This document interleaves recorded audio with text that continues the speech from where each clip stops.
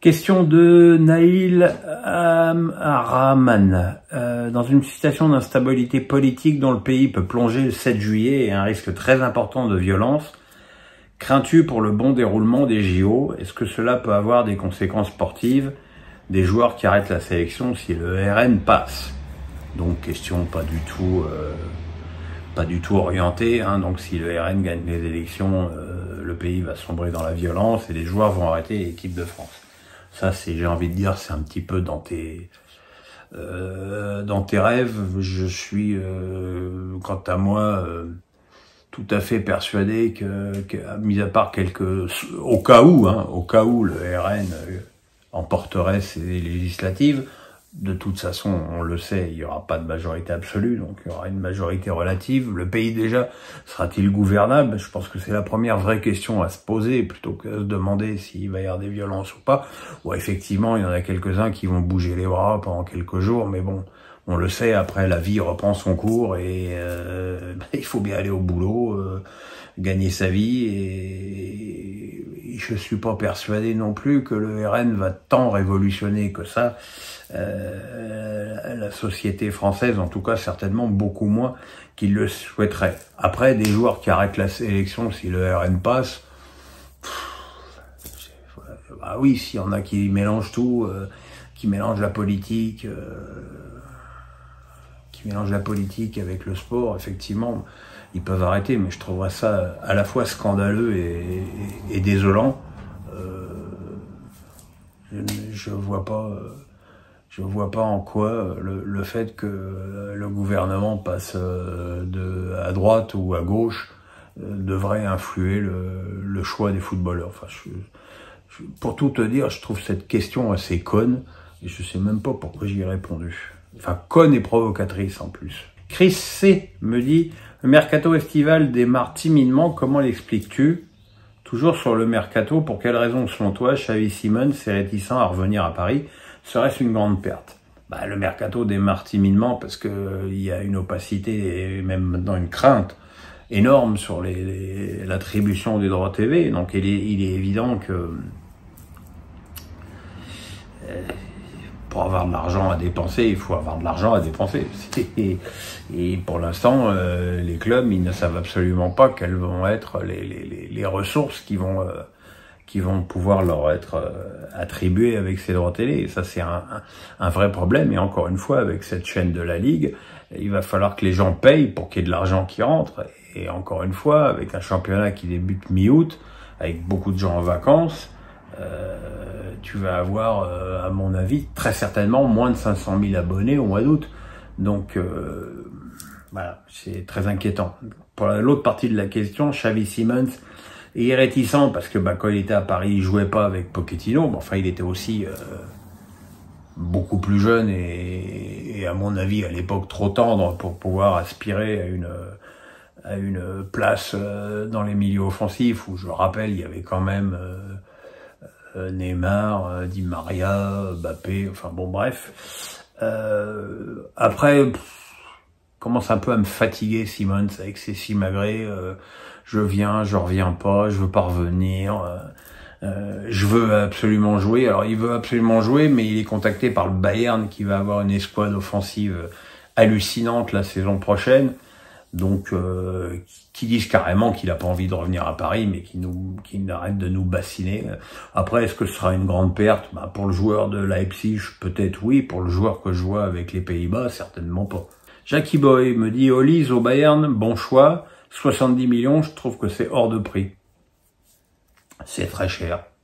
C'est très cher pour un joueur de Crystal Palace, mais voilà, c'est le prix des clubs anglais. Hein. Les clubs anglais n'ont pas besoin d'argent, ou beaucoup moins besoin d'argent que nous. Donc quand il y a un joueur qui est contacté, ils le vendent au prix fort.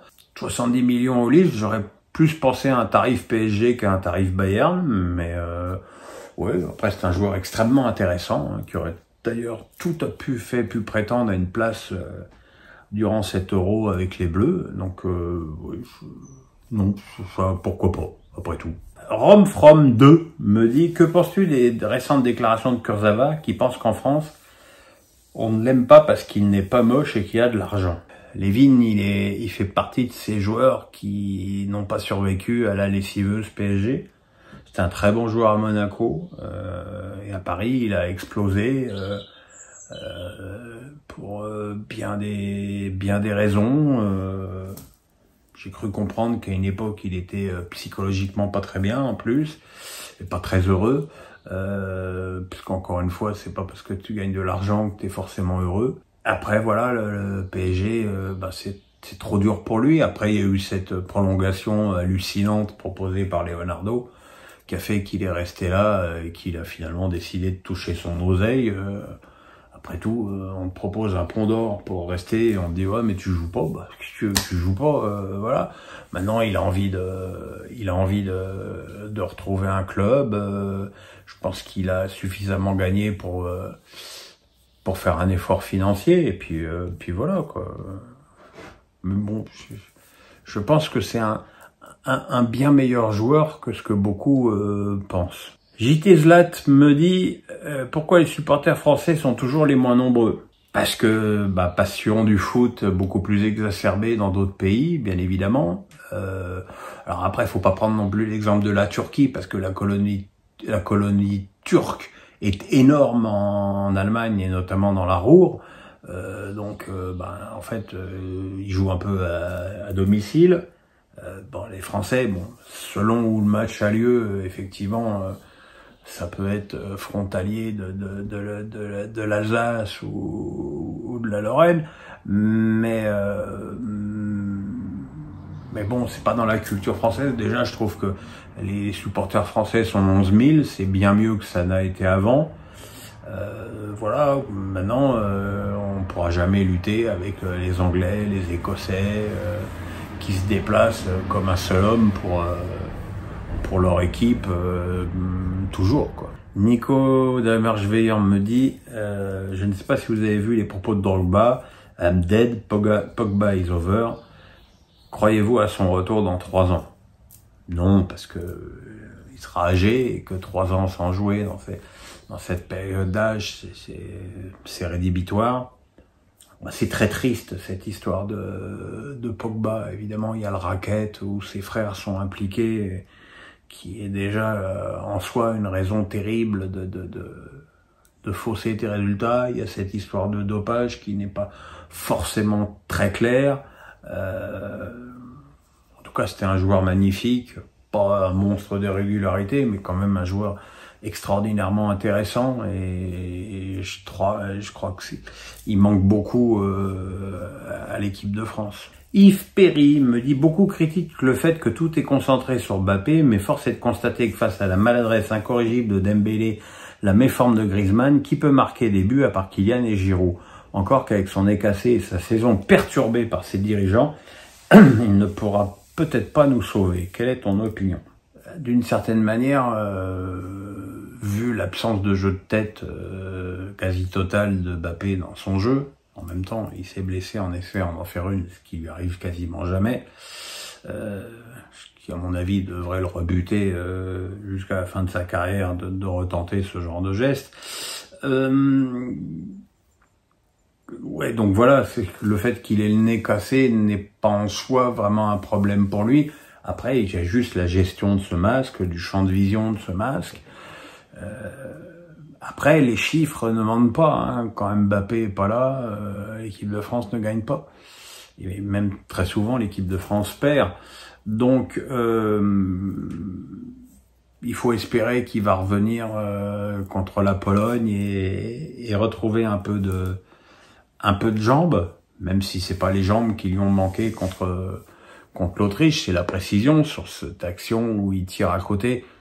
Action, je le rappelle, où il prend quand même le ballon à 54 mètres du but adverse et évite au passage un tacle. C'est tout ça pour remettre les choses dans leur contexte. Mais c'est vrai que, de toute façon, quand tu as un joueur de ce niveau-là, c'est un petit peu normal qu'il soit indispensable dans ton équipe. Nicolas Young me dit, avez-vous des infos sur le recrutement du Racing Club de Strasbourg? Vous disiez il y a quelques semaines que le recrutement irait également vers des joueurs plus expérimentés. Des premiers échos ne vont pas dans ce sens. Partagez-vous mon inquiétude? Vous pensez-vous qu'il faut être patient? Non, je ne partage pas ton inquiétude parce que il est toujours effectivement question de recruter des joueurs très jeunes, puisque c'est malgré tout la vocation de ce Racing. Enfin, c'est la vocation de ce Racing, c'est la vocation de tous les clubs. Regardez les derniers recrutements du PSG, c'est 18 ans, 20 ans, 21 ans. S'il y a Doué qui arrive, c'est 18 ans. Voilà. Et personne va dire au PSG, bah, vous recrutez que des enfants. Alors que bon, à Strasbourg, c'est devenu une image d'Épinal de dire Blouco veut que des gosses. Donc effectivement, oui, il y aura des joueurs un petit peu plus âgés qui vont venir. Encore une fois, j'ai répondu tout à l'heure dans l'autre question au poste qui était ciblé, arrière gauche, milieu offensif gauche, milieu offensif. Après, ça dépend aussi si Santos reste à Strasbourg ou pas. C'est pas encore acté. Partagez-vous mon inquiétude. Je pense qu'il y a beaucoup de clubs qui doivent être beaucoup plus inquiets que Strasbourg cette saison.